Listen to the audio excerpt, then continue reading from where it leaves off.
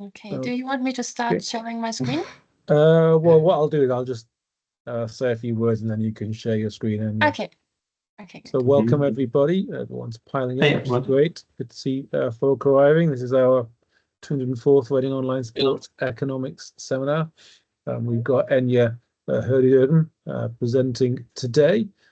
Before that, just to say that we are, well, we're hosted by the University of Reading and B, sponsored by the Sports Economics Review. But also, if you would like to present in the coming weeks, please do let me know. As things stand, almost all weeks in September are free. And so if you have a presentation you'd like to give in the next few weeks, you are very welcome. Let me know if you would like to present. Or indeed if you know someone else who would like to present in the series. Enja is going to present her paper titled "A Lack of Competitiveness or of Resources, Gender Differences in High-Level Tournament Participation." She's happy to take questions as she goes along, so do raise your hand. And if you have any questions, and we have all the usual time constraints. So Enja, the floor is yours. Okay, thanks for the introduction. I hope the screen sharing now works. Do you see the slides? Yeah, it's perfect. Good. Okay, then thank you so much for showing up and joining on a Friday afternoon to listen to my presentation. As James already introduced me, I'm Enja Herdejürgen. I'm a PhD student at the University of Paderborn, and today I'm going to present to you my paper, "A Lack of Competitiveness or Resources, Gender Differences in High-Level Tournament Participation." This is work in progress, so I'm very happy for any suggestions for improvement or any comments you may have. And yeah, so as a quick introduction, the data I will be using for this paper are data from show jumping. As not everyone is very familiar with what show jumping is, I've included the picture here. So show jumping is an equestrian discipline where the riders and their horses have to complete these obstacle courses. And a little fun fact on the side, I try to avoid copyright issues. So all the pictures you're going to see in this presentations are actually my own from when I was competing. So the horse you see in this picture here is actually my dear partner, Sam, and me competing in very bad, very rainy weather. Okay. But let's dive into the study. So first, what was my motivation for this? So we see in management or at top management level that we have very persistent gender gaps, both in representation and in pay. So for example, a recent report of the World Economic Forum reported that even though women make up about half of the entry-level positions, less than a quarter of the C-suite is occupied by women. The European Banking Authority in a recent report said that there is, at executive levels, for example, a persistent pay gap of about 15%. One popular explanation for why these gender differences persist is differences in competitiveness.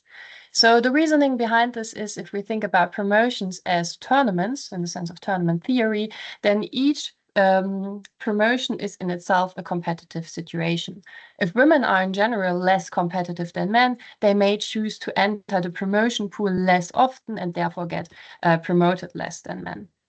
Similarly, regarding pay, negotiations of pay are often considered to be competitive as well. So if women do worse in competitive situations, this might explain in part why they receive less pay.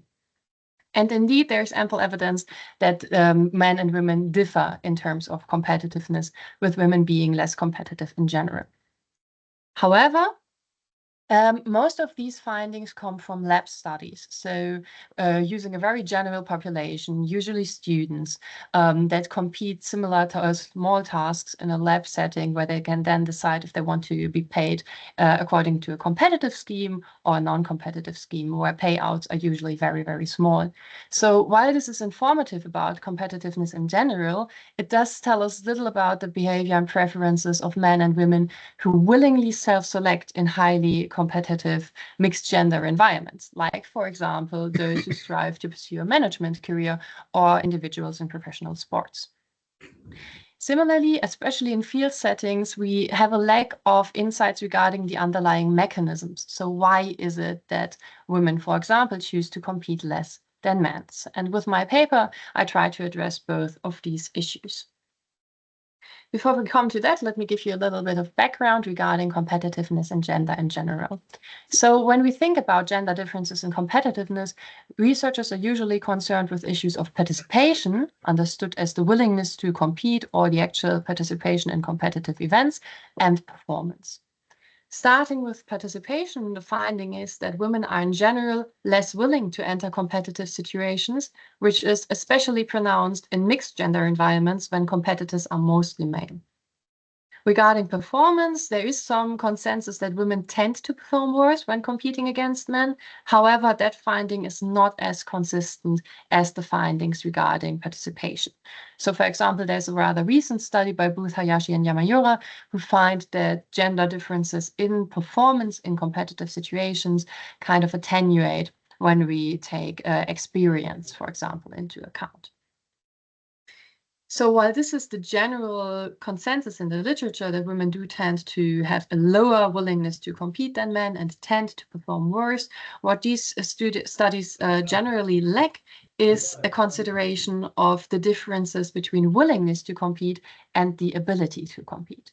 So especially in field settings, what matters for actual participation in competitive situations is not just being willing to do so, but also having the support and the resources necessary to do so.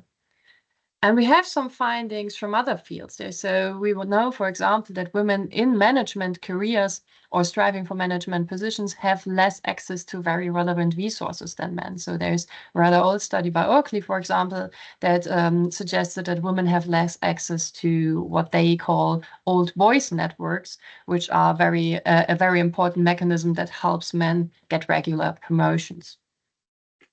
Additionally, a recent study by Cashmore and colleagues found that women tend to be underestimated in mixed gender competitions.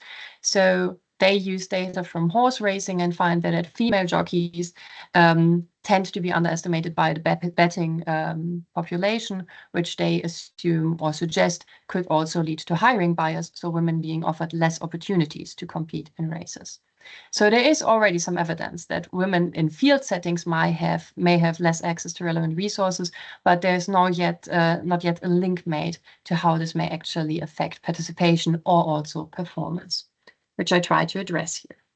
So therefore, the two research questions I have are: first, are even women who willingly self-select into highly competitive environments less competitive in terms of both participation and performance than men? So this is first trying to see if this general finding from the lab translate into a setting where we have a population of interest. And then second, and this is the very new contribution of this study, are potential gender differences in competitiveness potentially mediated by access to relevant resources? Now, to answer these questions, we do need a field setting where men and women are competing together in a very high-stakes situation. And the setting I chose for this, I said it in the beginning, is professional show jumping.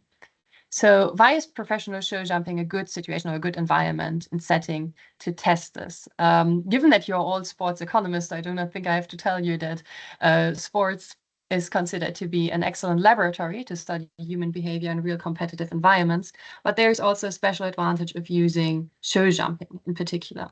First and most importantly, show jumping is a mixed gender sport. So in all show jumping competitions, men and women are competing together in the same competition for the same prizes under exactly the same circumstances.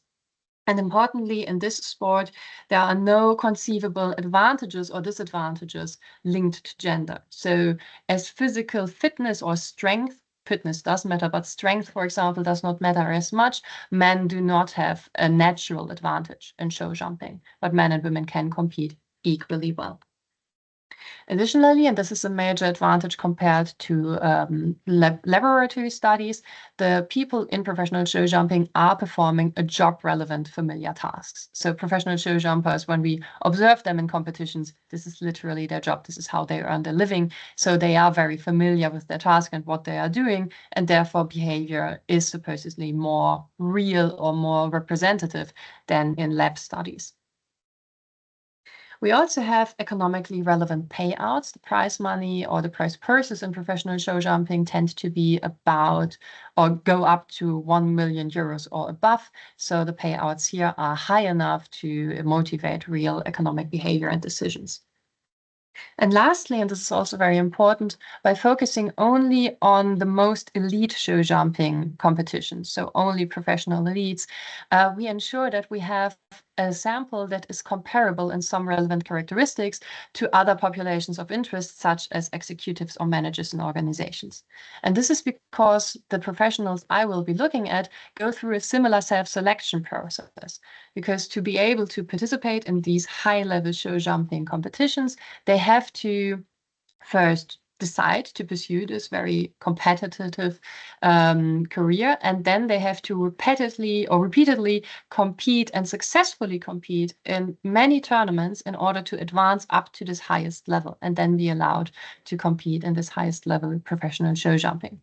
So we have a rather long self-selection process, which is somewhat comparable to people pursuing management careers and therefore repeatedly entering promotion tournaments and successfully competing in them and advancing throughout the ladder. So yeah, we make use of this inherent self-selection of the sample for better comparability.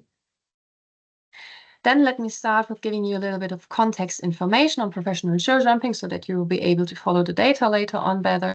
So in professional show jumping, we have multiple major events per year. So usually there's a show jumping event every other week.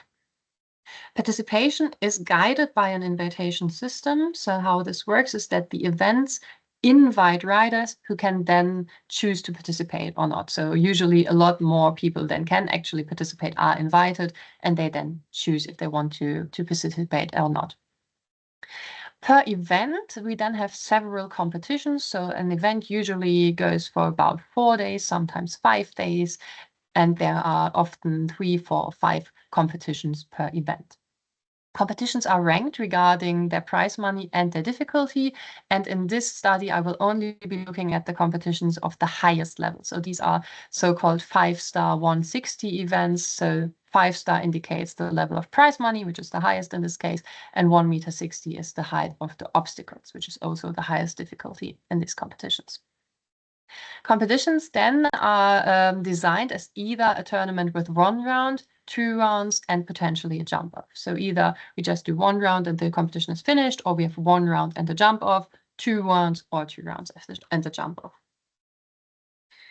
Performance in these competitions is then measured in penalty points. So you see here in the picture, I've included another one for reference, that during a show jumping competitions, athletes have to take their horses over this obstacle course, which is a number of knockable obstacles and fences.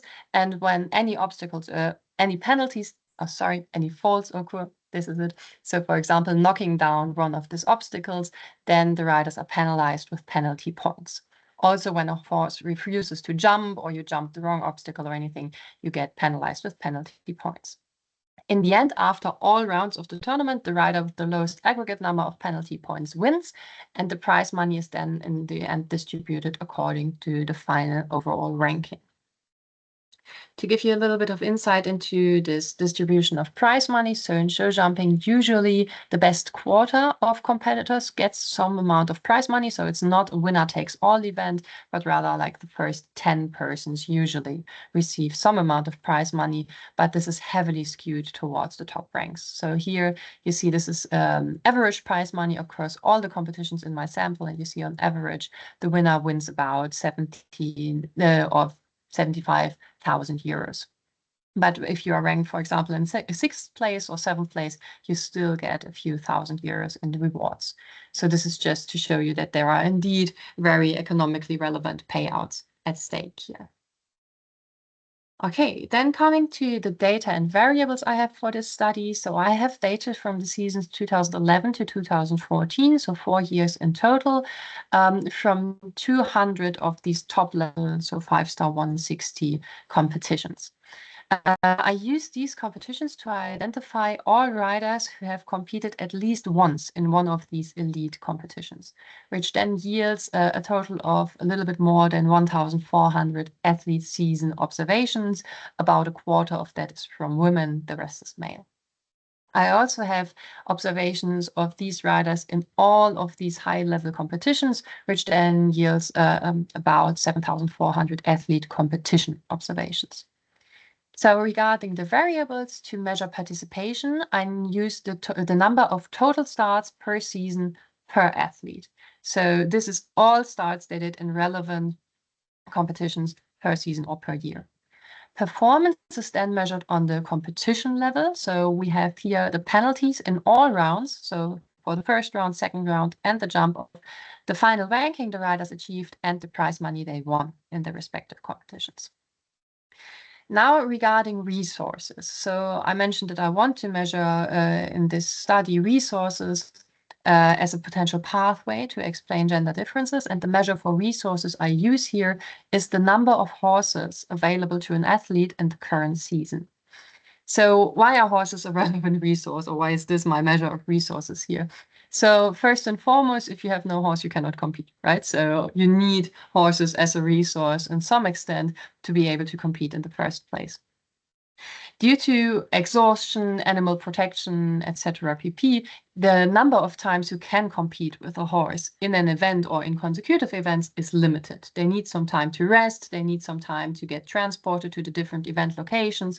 So therefore, having only very few horses limits how often you can participate in tournaments. Whilst when you have a lot of horses, you can distribute them across the events more evenly and compete more regularly. So therefore, it is in itself a very relevant resource for tournament participation. Additionally, it is a rather good indicator for what resources the riders have in general. So if you have more horses, that usually means you have larger stables, you have more staff that helps you take care of the horses, you have more funding, more travel funds in order to get the horses to all the events. So while it is a relevant resource in itself, it is also a good indicator for other resources the riders have available, which is why I use this number of horses per season as my measure of resources. Importantly also, that this has to be mentioned here. So in professional show jumping, riders usually do not own their horses. So horses are assigned to them. This is usually done per season. So it's not like in horse racing where jockeys get hired per race. In this case, it's more that a rider gets a horse, for example, by a sponsor or by a benefactor of the sport, and then they keep the horse for at least a season, usually a few seasons. So yeah, it's not about ownership, but it's being assigned the relevant resources. Okay, and then finally, regarding athlete information, I know the individual athlete's gender, their previous and current world ranking points as a measure of success, their age, and their nationality. Okay. Good, then coming to the first insights and results. So we will start with participation and looking at performance later on. So starting with descriptors first, in terms of participation, we do see that across this elite sample of female and male athletes, we see that women do compete less often than men. And the difference is quite considerable here, with about 5 starts less per women. So apparently even the women who did self-select into this competitive career end up competing less than men.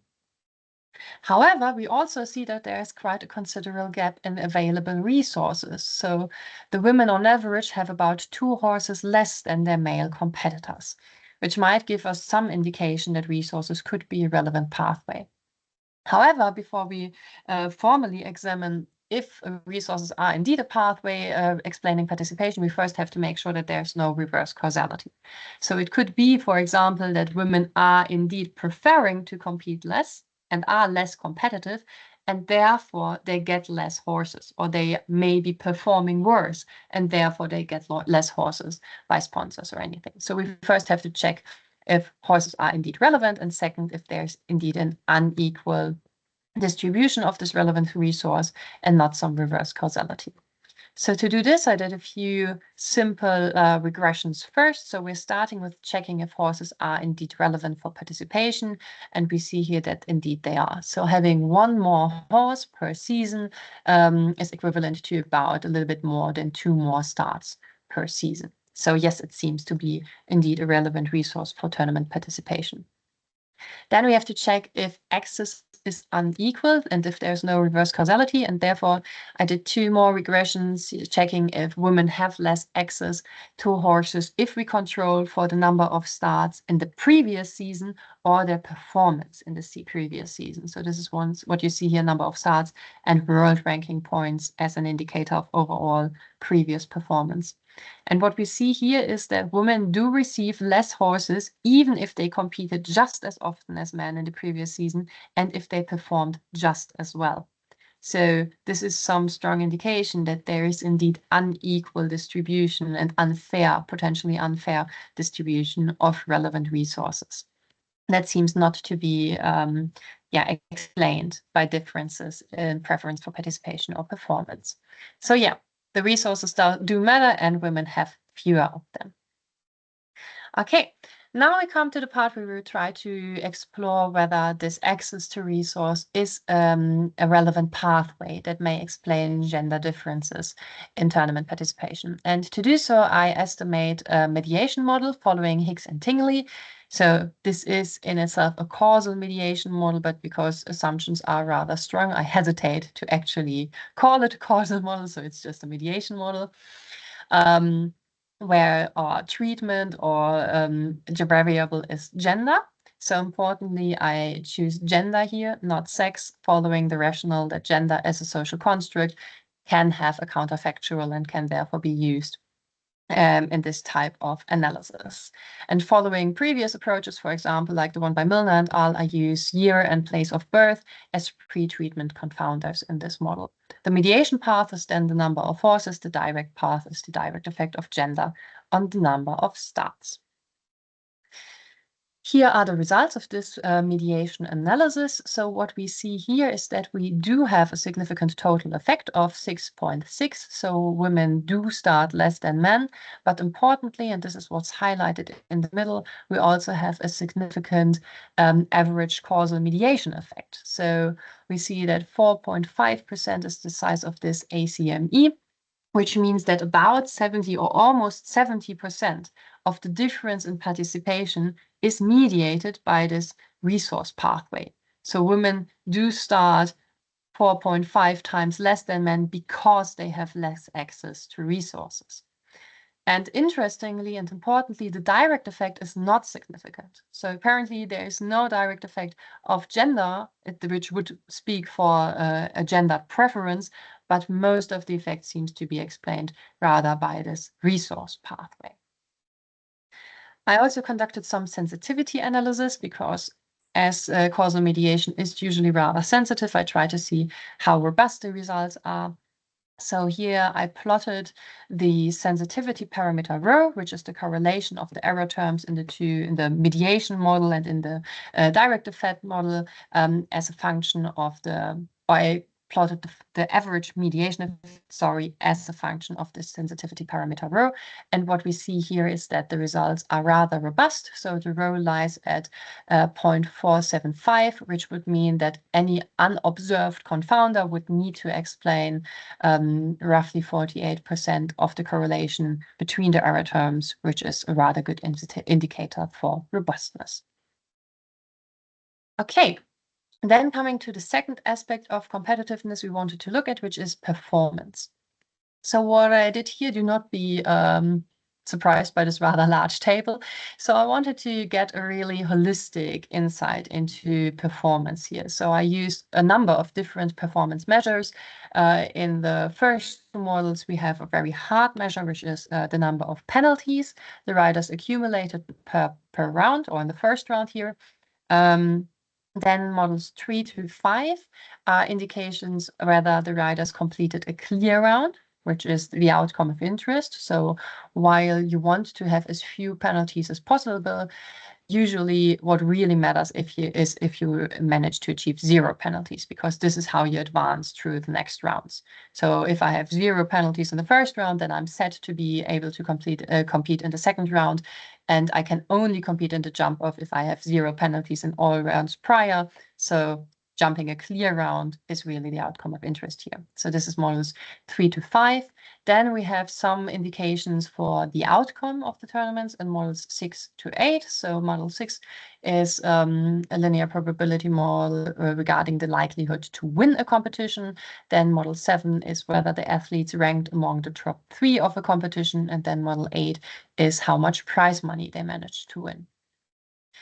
And what we see here, interestingly, is that there is virtually no relevant gender differences across any of these performance measures. So the only significant differences we see here are for the penalties in the first round, which is actually in favor of women. So apparently women appear to accumulate slightly less penalty points in the first round than men.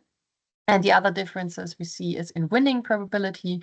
So here we see that women are very marginally less likely than men to win a competition by 1.1 percentage points. Other than that, there is no differences in any of the outcomes, and importantly also in terms of payout. So there's no significant difference in the prize money, for example. So this is rather convincing evidence that the women that are competing against men in this setting actually perform just as well as them.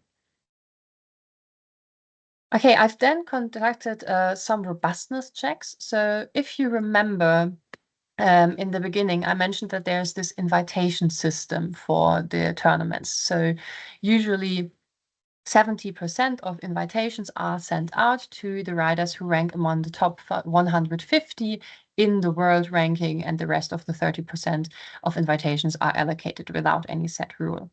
So to account for any potential bias that could be introduced by this invitation system, I did the whole analysis again, only with these top 150 of the previous season. So I only included riders who in the season prior to the one that it's looked at were among the 150, meaning they are most likely invited to almost all the events.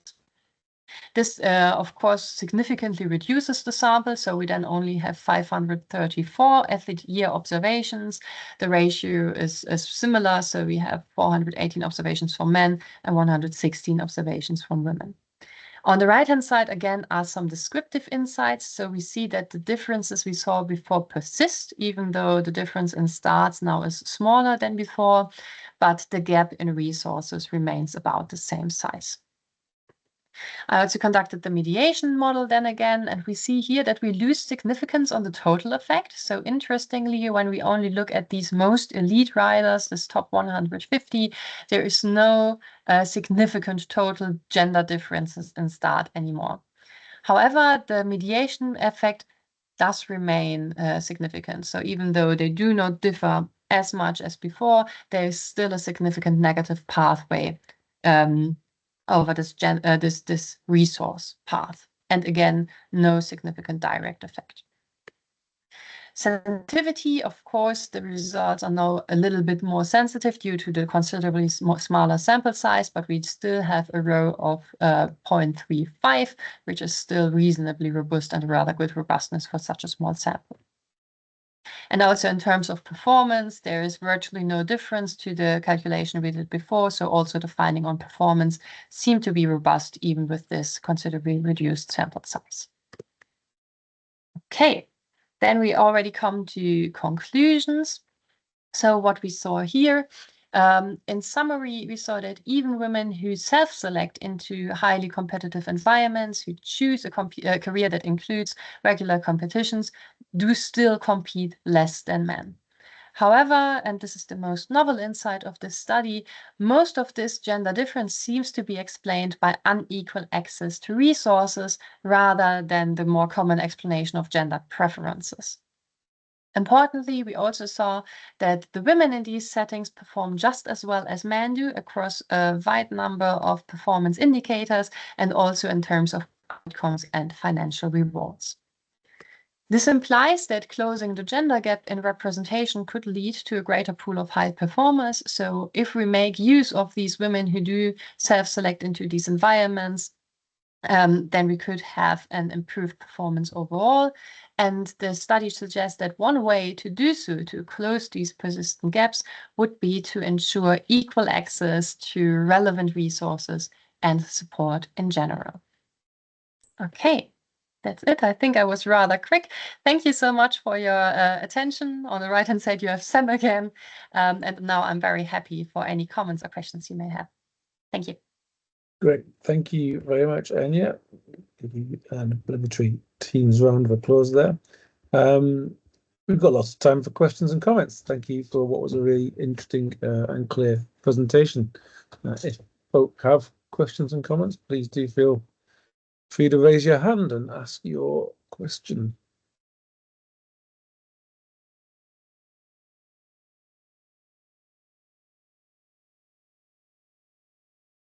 Robbie. I'll go first, so nobody seemed to want to say thanks very much for that, and it was really interesting.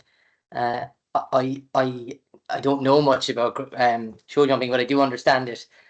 So it was great to see somebody present some work on it, because it's not something you see that often. And very impressive to see that you were in the picture in the start as well. The first time I've seen that. So yeah, I had a question on the results, which were interesting, and to me it seemed kind of odd that the effect was statistically significant for points. So women they had fewer falls on a round, but yet they were winning significantly less. And I'm really surprised by that, because it's like a football team, conceding fewer goals but winning fewer matches on it. So of course it could happen, but it's just strange. I'm just wondering if you have any thoughts on that. The thought I was going to say is, would it be possible to look at, so do you know you have winnings as one column? Could you spin out that? Because I assume, because horse racing is a sport I know more about than show jumping, but in horse racing, some of the races have really big prizes, but then lots of the races are really small prizes. So could you kind of disseminate that column to look at sort of different classifications of winning?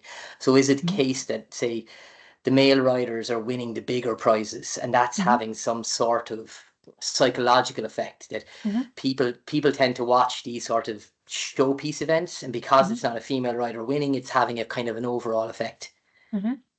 Is that something you could do, I wonder?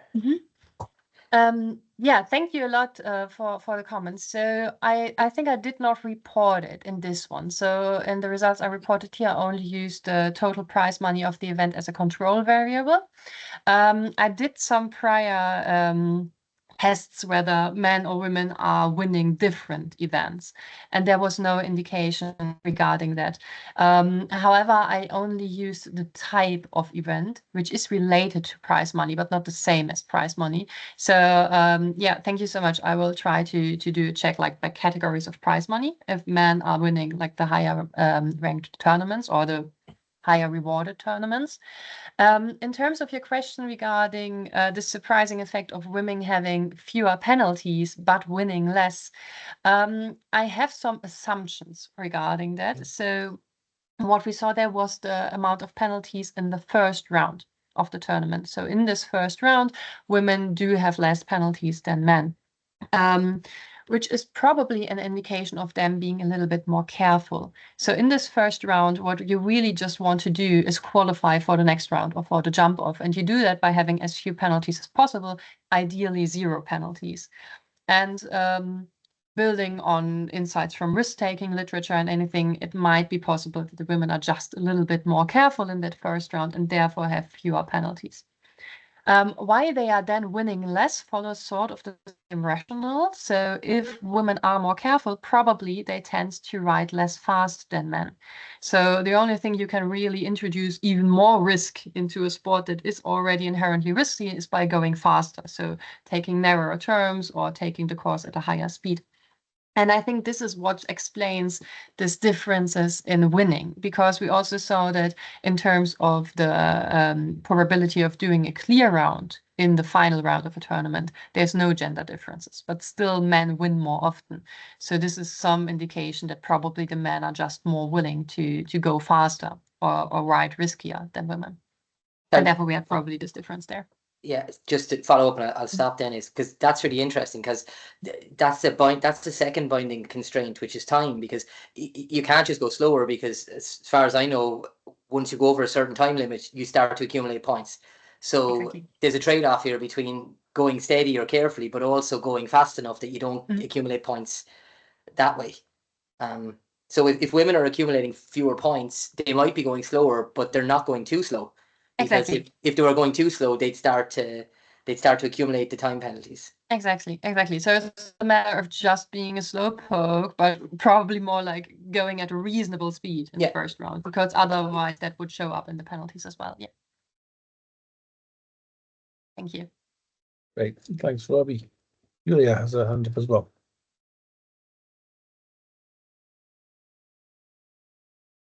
I think you're on mute, Julia. Oh boy, 1 week away from the office, and that's what it does to me. All right, so thanks for the presentation. Really enjoyed it. I kind of have a question about your hypothesis of resource availability. If I understood you correctly, the riders rotate their horses throughout the season, right? So people will start with different horses. How often does a person use a horse on average? So for how many rounds does a horse appear? I do not have exact data on it, or I do have the data, but I haven't matched them yet in that way. But usually a rider competes with a horse quite often during a year.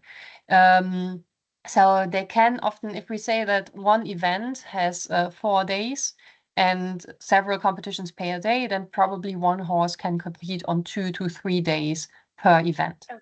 But then in the next event, they would have to take a rest, and then again 2 to 4 events, 2 to 4 competitions, per horse. So they do compete rather frequently with one horse throughout the season, and therefore they have several horses usually, because they can then switch between the horses between the different competitions. So what I'd kind of be curious is whether you could replicate your results for the first time that a rider-horse combination appears. So here's my, as a person who has no idea about horses or riding theory, if men and women have different preferences on competing with a lesser known horse, that it might be a women's choice just because they haven't had enough time to get to know their horse, that they choose to compete less, because it would mean using a horse that they're just not as familiar with, compared to being more sparingly with their tournament competition. So I'd be really curious to see whether, if you take that away, saying it's the first time, whether your results hold up, so that it might just be a preference thing that you're not currently controlling or accounting for. Yeah, thank you for that suggestion. I tried thinking, or I tried some ways of how I could do that, also to just try to separate this like rider effect and the horse effect into all of this. The problem is horses do not switch owners or riders as regularly. So I think that's quite commonly done in horse racing studies, where they can really separate the horse from the rider, because horses are competing under a number of different jockeys per season. In show jumping, a horse usually stays with the rider for several years, so, or at least 2, 3, 4 seasons. So I do have very few data points in my data where an athlete and a horse do compete for the first time, because usually they already have the horse for a while. So it would be probably, I don't know, I can check, because it would be probably around 500 to 700 observations, I guess. The problem is that this is only when they first competed at this highest level. Then I do not know how long the horse was with them before that, because I do know when they first competed with the horse in the season, which is indicative of when they got assigned the horse, when a sponsor gave the horse to them. But it is sometimes possible that they already had the horse for a year or something prior to get to know them before they start competing. And therefore it would be a bit noisy. But thanks for the comment. I will see if I can check this. Thanks. Thank you. Thanks, Julia. Dennis. Hi, Enja. It's a long time since I've seen you. You don't tend to be around Paderborn when I've been there. Very interesting. I have kind of a similar question to what Julia asked, only it's related to horses and injuries. So what's the relative frequency of injuries? And given that female riders have fewer horses, could they be competing less often because they have fewer mounts just to enter? So if a horse gets injured, you don't have it available to you, while as the men have more opportunity.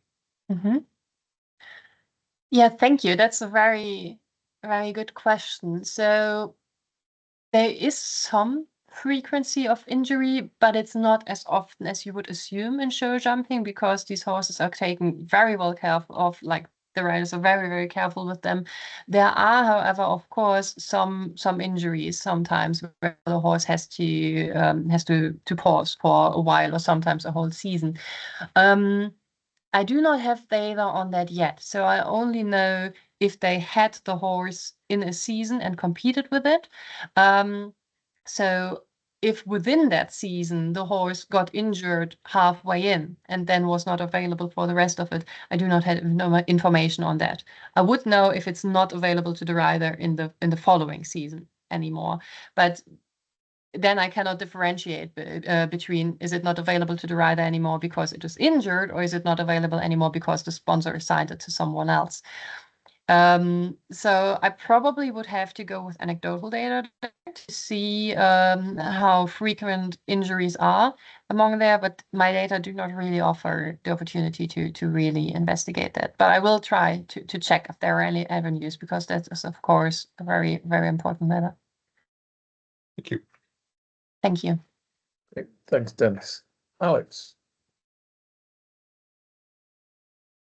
Thank you very much. I really enjoyed your presentation, and as someone who wrote many papers on gender in sports, I really liked it. And in fact, I saw the pictures, and I want to ask you regarding white paint. Like, is it, sorry, it's related to one of my studies in football, but I was wondering, is there any variance in the color of the paints that they have to wear, or is it always white? It's always white. I think you're talking about a study of women performing worse when they have to compete in white pants, right? Yes. By chance, I wrote it. Yeah, yeah, I know. Yeah, in show jumping, everyone has to wear white pants. It's a requirement. You are not allowed to wear any different color of pants, except if you are from the military. So military athletes, they are allowed to compete in green or brown, I think. But there's only one athlete or two by now who actually are in the military who have this different color of riding pants that I'm aware of. So everyone is competing in white. And in that regard, actually, because when you said, look, there are men and women, they are equal in everything, and there's no difference, and blah, blah, everything is equal between men and women. But we already see that that's not the case, because I don't know nothing about this sports, and I have no clue what does it mean to wear white pants during period, right? But this might have an effect on the willingness to participate in certain competitions. So you already have a difference. Second one, I don't know anything about the sports, but I would guess that weight has something to do with so you have some weight regulations, right? You have to have a certain... No, not in show jumping. That's only in horse racing. So in show jumping, weight and height of riders varies greatly. And does it affect the probability of winning, the height or weight? So I do not have information on height or weight in the data. So I can only offer you insights from being or following the sports for years. And no, there seems no difference. So some of the most successful riders are exceptionally tall, and therefore also heavier compared to the smaller ones. And there is no conceivable difference in performance there. But I would guess there are gender differences in that regard, in terms of weight and height, because Yeah. You see, in tennis, it plays a huge role on the number of games per set. I can tell you this for sure. But maybe also there. So because this is somewhat affects your assumption that they are equal in everything except for the gender. But Yeah. and the last thing, just some technical points. Why don't you use competition fixed effects? Because there you can control for the difficulty of the track, for the prize money, and so on and so on. Because you use year fixed effects, and I don't think it really affects much. Yeah, you're right. As I said, it's still early work in progress. Yeah. So using competition fixed effects actually does make a lot of sense. I will do that. Thank you. Okay. Thank you very much.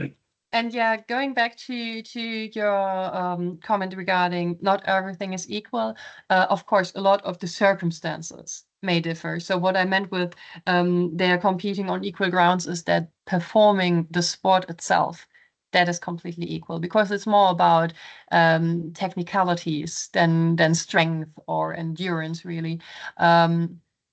But of course, the circumstances differ. So maybe wearing white pants might be more disadvantageous to the women, or there are other differences there. However, regarding the pants thing, you already have to wear the white pants at entry levels. So even if you're competing in very, very small regional events, you already have this requirement of the white pants.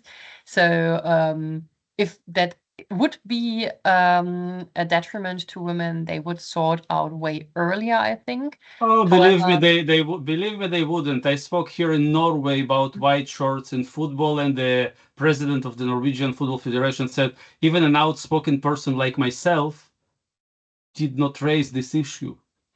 So for years they didn't speak about it. So Okay, then just so just from my own experiments as having been in the sport and doing it competitively and knowing a lot of people and training others, so I've never heard of anyone being uncomfortable with it. I think it's just such a standard because there's really no other color available. I think it's just such a standard that nobody really questions it, but of course it could have an impact. Yeah. Okay, thank you. Thank you. Thanks, Alex. Hendrik. Yeah, thanks, Enja. Great talk. So I have a question whether you can, or I'm curious to know whether you have information about the horse's quality. I mean, my idea is that, and I might be terribly wrong, that if you have a fixed budget, you can either spend it on a higher number of horses or in a higher quality of a given horse, right? So is this a trade-off that is relevant to the topic, or yeah, am I on wrong track? Thank you. So of course, quality of horse matters. So slightly wrong in terms of the budget. So it's not that the riders have a budget and with that they can choose the horses. It's more that the horses are owned by someone else. So by corporations, rich families, whoever, and they then give the horse to the athlete. So the athlete does not have to have a certain budget in order to be able to afford a good horse. He needs to have someone who says, I'm going to give you this horse and I can afford it. But of course, quality of horses does matter.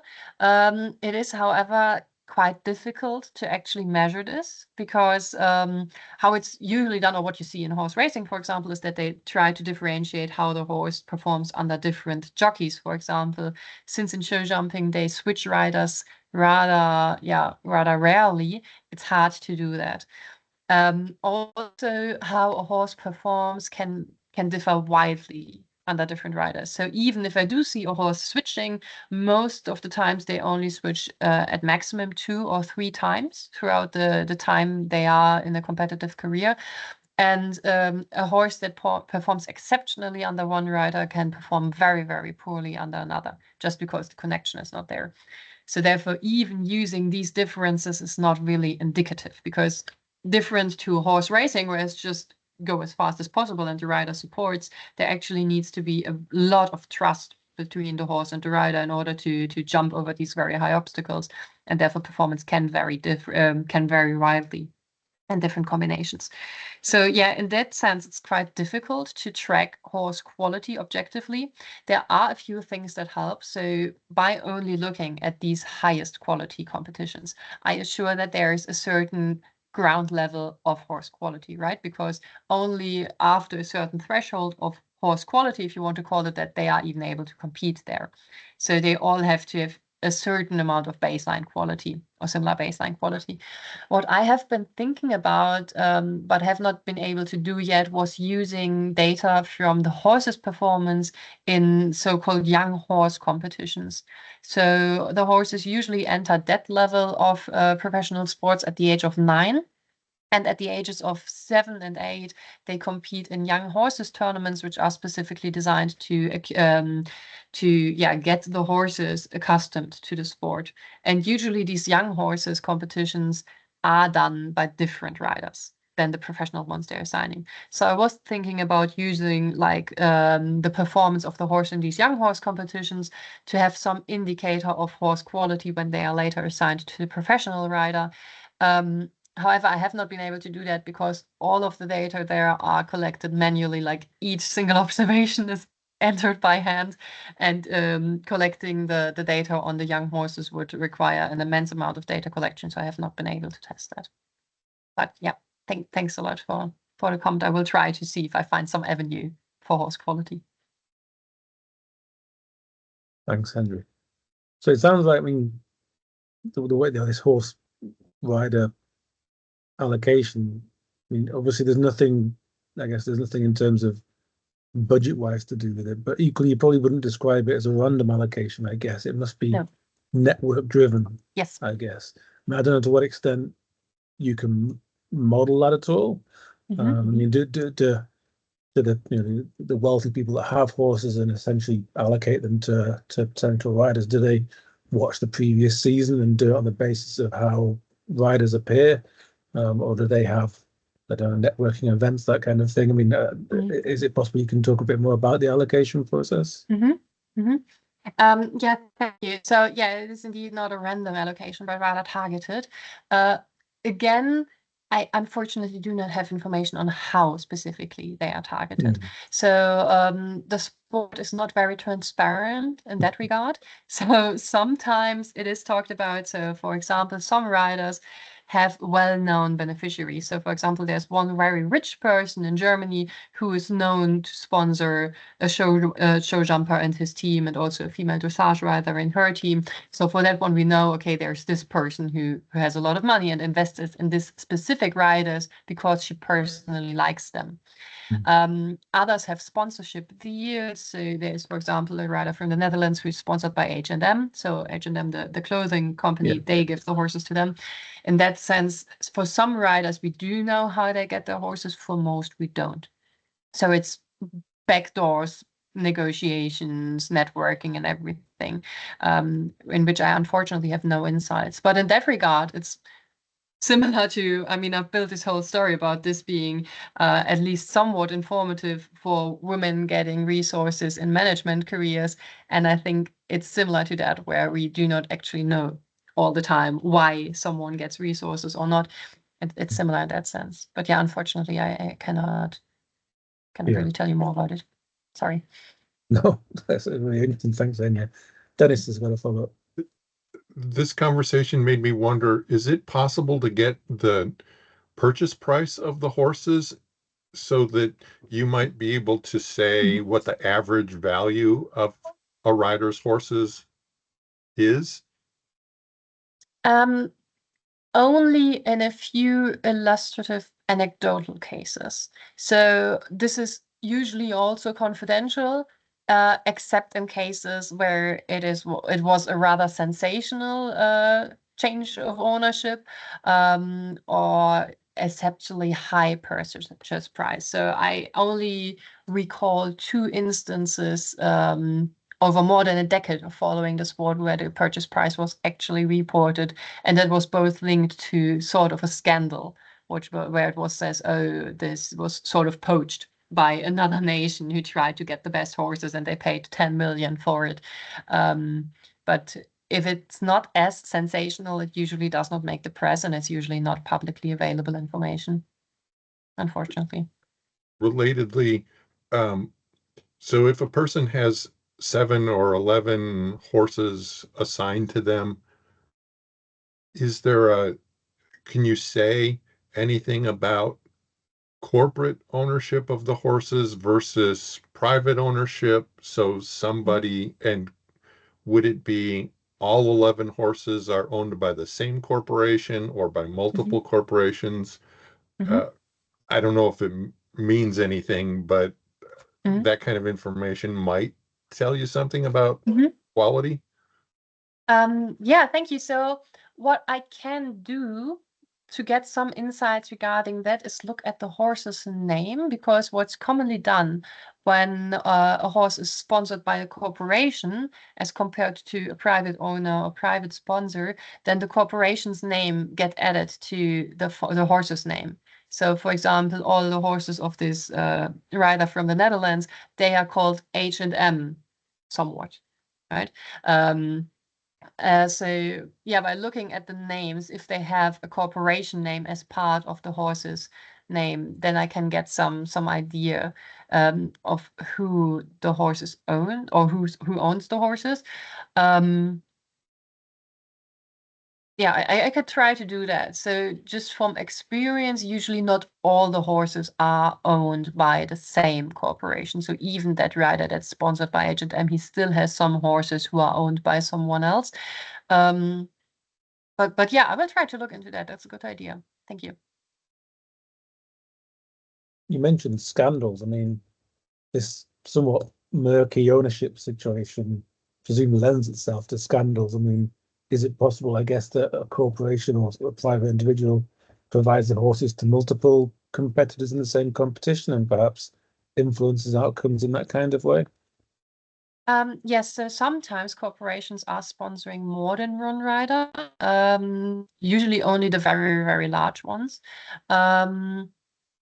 I haven't heard yet of a scandal where it was like a horse got reassigned within that some sort of like same group of sponsored athletes.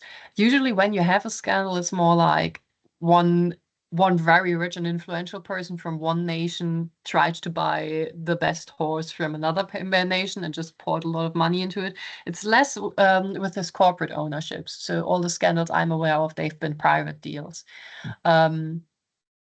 But yeah, maybe I can check if there's like some kind of switching going on between people who are sponsored by the same corporation or the same sponsor.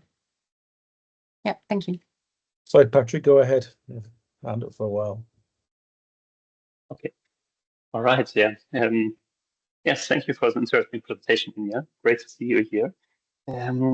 I have a quick question for the beginning. We talked about these different tracks and that they might be have different degrees of difficulties. Is it common that you have the same events every year where everything is placed in the same way? Okay.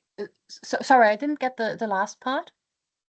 Okay, I mean, when you have the same events every year, and when everything is placed during the events, and you have the same jumps, etc., the same by years, do they have every year at the specific events the same difficulties? Yes and no.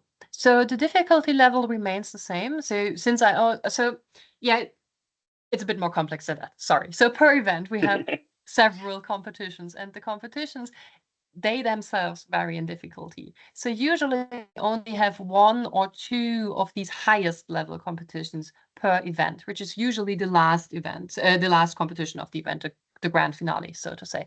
This is usually the 160 competition. There are other different competitions throughout the event, which are then only 1.40 m, 1.50 m, or something like that. So itself, these 1.60 m are the rarest kind of competition we have.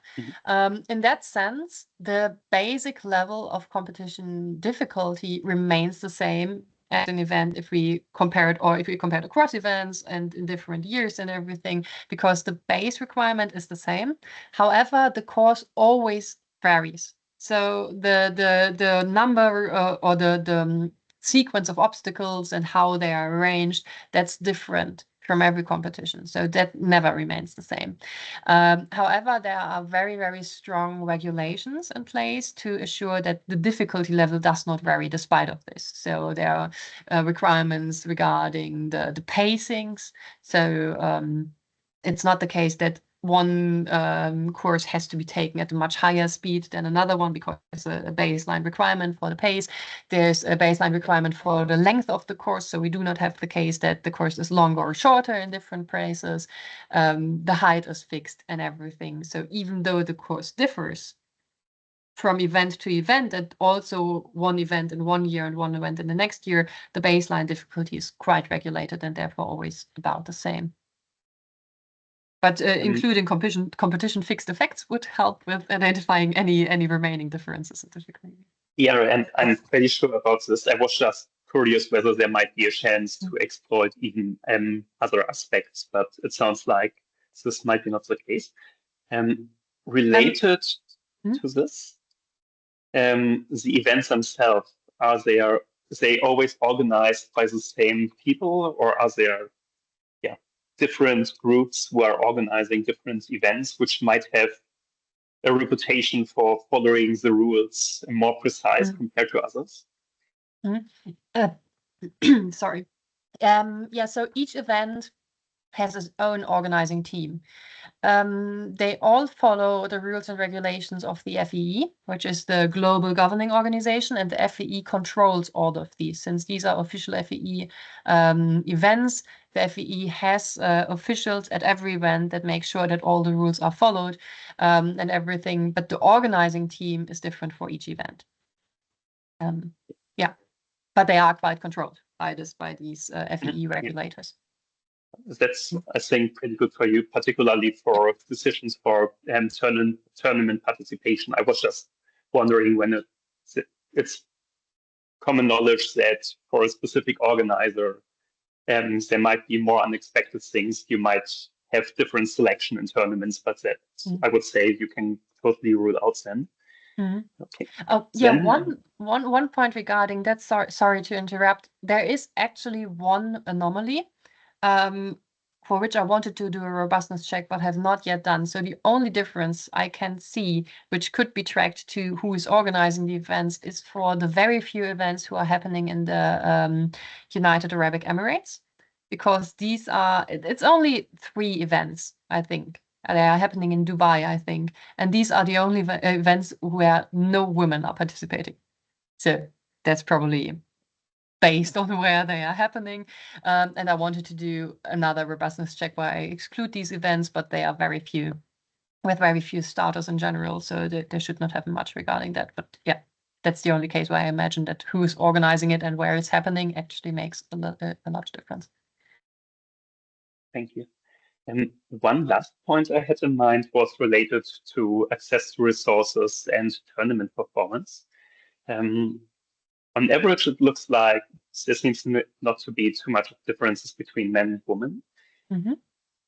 But I was wondering whether you still might be able to get even more out of it. The concern I had originally in mind was related to ability, even when on average there might be good reasons why there are no difference, should be physically no difference between men and women.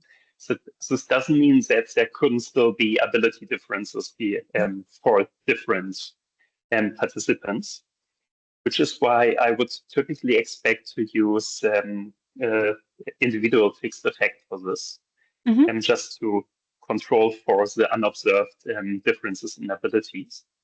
Of course, in this case, you cannot include a gender dummy directly. However, I would say I would expect the gender dummy itself wouldn't be the most interesting thing to use in this analysis, since that's related to this. You could use the same specification, including individual fixed effects, to account for unobserved abilities, and interact your resource access with a gender variable to see whether getting access to more money improves the performance differently for men and women. And right now, you, as far as I remember, it's a while that we saw the table, and you include the resource variable by itself right now without gender differences, right? Yes. Yeah. Thank you so much for that point. So I did some experimentation with random effects first, and there was no big difference to just pooling everything. But I will try to look more into this. So thank you so much for your suggestion. In terms of the effect of ability, what I did do in this large table with all the performance differences, and I kind of glossed over it in the presentation, I just realized, was I included the previous season world ranking points, which are a very good indicator of prior performance. So by controlling for that, I make sure that they are at least on the same performance level or at the same level of success in the previous season, which is somewhat of an indicator of ability. Of course, not a perfect indicator, because in previous season performance, we also have access to resources, number of starts and everything, but it at least somewhat controls for how successful they were and offers some indication for ability. So but of course, it's not the same as including fixed effects or anything. So I will try to take your word as well. Thank you for that. Still a really good starting point. Thank you. Okay. Great. Thanks, Patrick. Alex has got his hand up.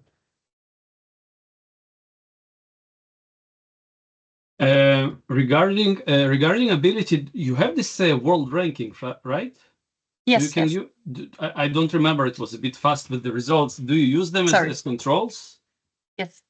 Okay. Yes. But actually, I wanted to ask you something else. Could it be the case that, for example, I'm a weak football club and I don't have much money, and I know that I'm not very good.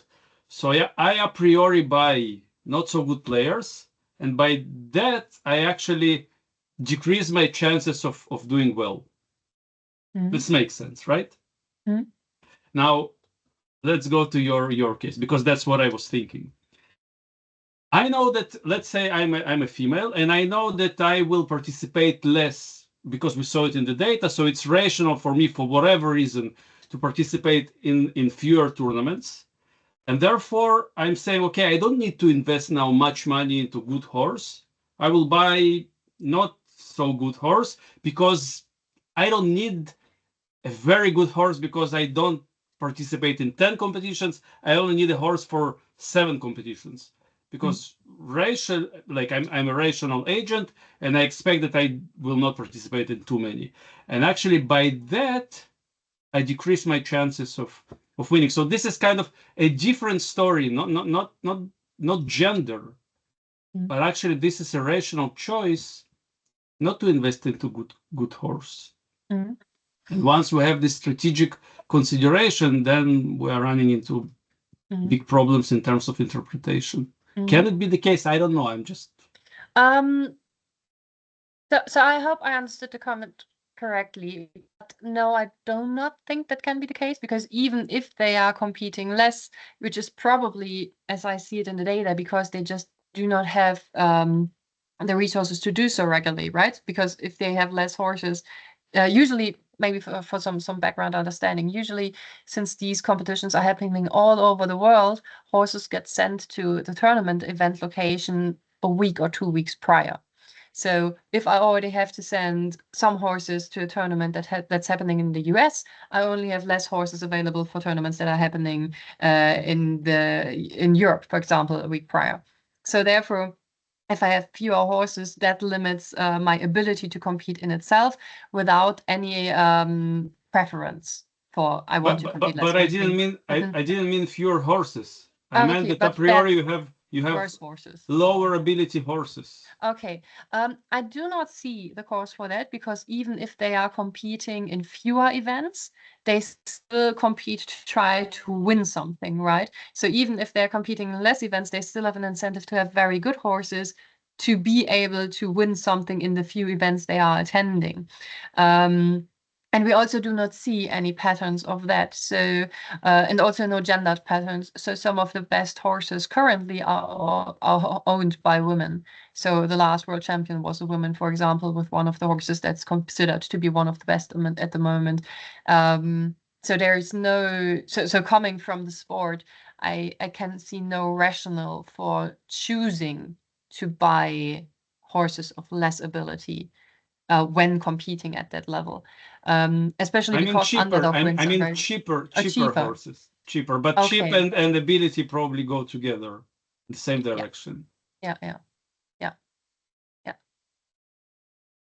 And for like the price of the horses, they are not commonly not public information, but in terms of ability, and I do think that ability and price do correlate quite strongly. I do not see a rationale for actively choosing to buy worse horses in that sense, or to start with worse horses. Robbie, did you want to come in there? Yeah, just quickly on that one. I wouldn't be as concerned about horse ability. It would be great if you could control for it. I wonder, is there an official rating? Because in horse racing, every horse has a rating. So it's easy to control for ability. And the great thing about the rating is it's exogenous. So it's not you creating it, you're being given it. So there might be some sort of an official, like an ELO basically for the show jumping horses. My experience, and you can tell me if this is right or not, is that the show jumpers tend to be a bit older. So the horses that engage in show jumping, some of them are retired race horses. Alex's point is important, but I wouldn't be overly concerned, because generally the price of a horse is a function of breeding, and that's where thoroughbreds have value. My hunch is that nearly all of these will be gelded because they are show jumpers.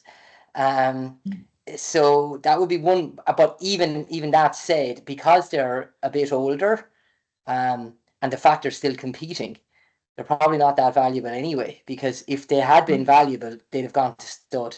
So I think there are important points, but I think you can control for horse ability if you can get a rating, and the values might be clustered for that reason.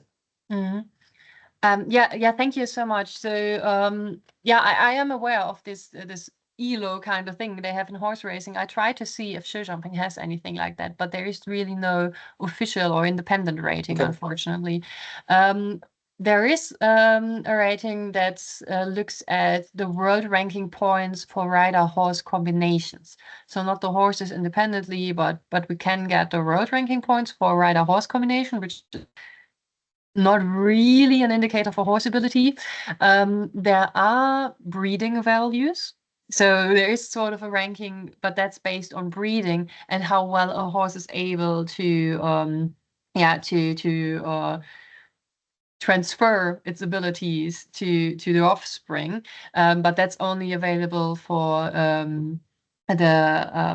what are they called? So the mares and the stallions. In show jumping, it's very different. So we do have about, I think, a very equal distribution of mares, geldings, and stallions actually in the horse show jumping. But yeah, breeding value is only available for stallions and for mares, only for those who go into breeding, and then it's really only indicative of how well their abilities transfer and not what their baseline of ability is.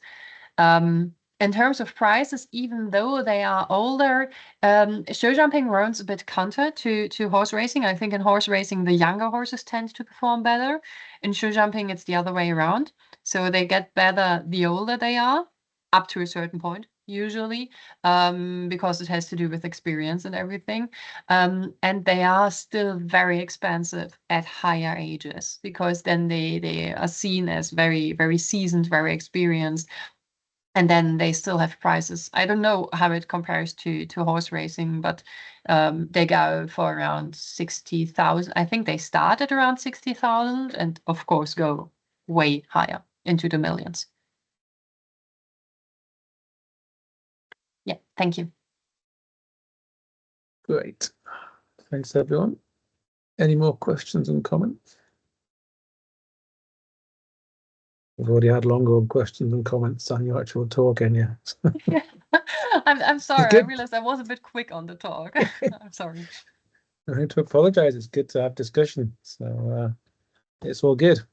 Well, in the absence of any more hands, we can begin to wrap up. So thank you for your talk. Thank you for the interesting discussion that it's provoked. And wish you all the best as your research progresses.